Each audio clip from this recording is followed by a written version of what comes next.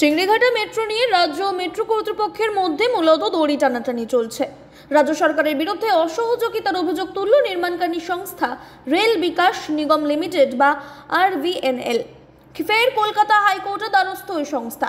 শুক্রবার মামলার শুনানিতে হাইকোর্টে RVNL এর দাবি, রাজ্যের সঙ্গে মেট্রোর বৈঠকের পরেও চিংড়িঘাটে শুরু করা যাচ্ছে না মেট্রোর কাজ। যৌথ বৈঠকে সিদ্ধান্তের পরেও রাস্তা বন্ধ করছে না প্রশাসন।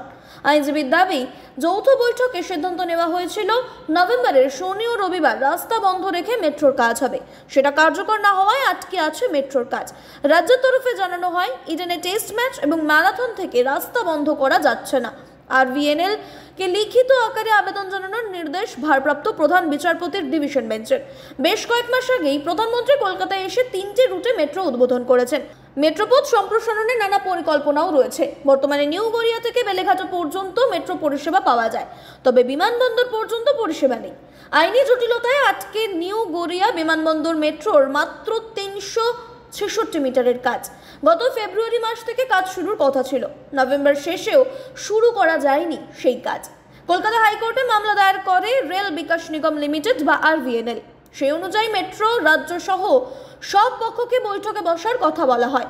হাইকোর্টের নির্দেশ মেনে বৈঠকও বন্ধ। চলতি মাসেই কাজ শুরুর করার কথা ছিল, তবে মেট্রো কর্তৃপক্ষের দাবি, রাজ্যের অসহযোগিতায় কাজ শুরু করা সম্ভব হয়নি।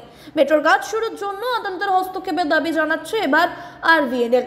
শুক্রবার কলকাতা হাইকোর্টের ভারপ্রাপ্ত প্রধান বিচারপতি সুজয় পাল এবং বিচারপতি পার্থসারথী সেনের ডিভিশন বেঞ্চ RVNL কে সমস্যার কথা লিখিত আকারে জানানোর নির্দেশ দিয়েছে। লিখিত আবেদন পাওয়ার পর আগামী দিনে হাইকোর্ট কি পদক্ষেপ করে, সেদিকেই তাকিয়ে এখন সকলে।